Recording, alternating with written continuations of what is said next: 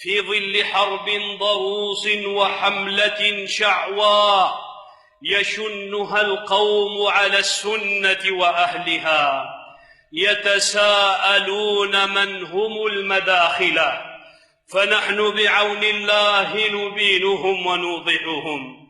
هم أهل السنة المرضيون الذين هم للفتن مجتنبون، ولمن تلطخت أيديهم بالدماء من أهل الهوى مهاجرون ومجانبون. هم الذين لا يتراكضون على الكراسي ولا يجرون الأمة من أجل المغاصب إلى الويلات والمآسي، ويجانبون كل مبتدع للهوى حاسي.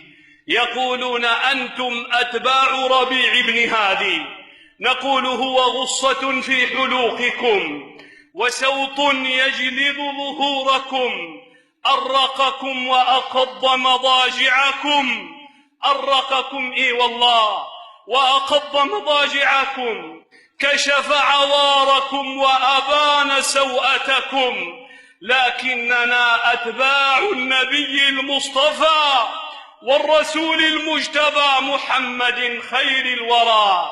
إي والله جانبوا الفتن، كانوا أحلاس البيوت، شرف لهم، فخر لهم ما يعيبهم به القوم، فخر لهم ما يسبهم به القوم.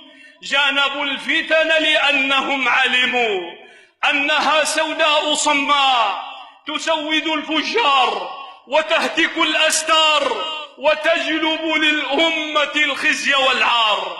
علموا أنها إن ذرت بقرنها ورفعت عقيرتها هاجت وماجت، ثم باضت وفرخت، كل من سد على أهلها باب انفرج لهم آخر فولجوا، فلا تغلق أبوابها إلا أن يشاء ربك.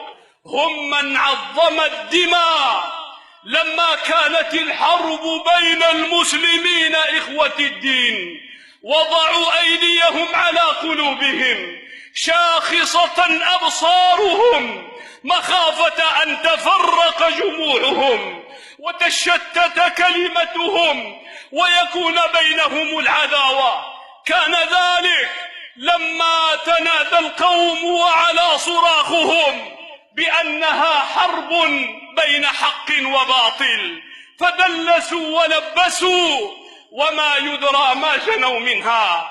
لكن العقلاء دروا، جنوا دماء وأشلاء، شحناء وبغضاء، بيوت مهدمة، بنيا محطمة، قبائل مهجرة، مدن مدمرة، أحقاد وضغائن لا يزيلها تتابع الليالي ولا انصرام السنين إلا أن يشاء ربك.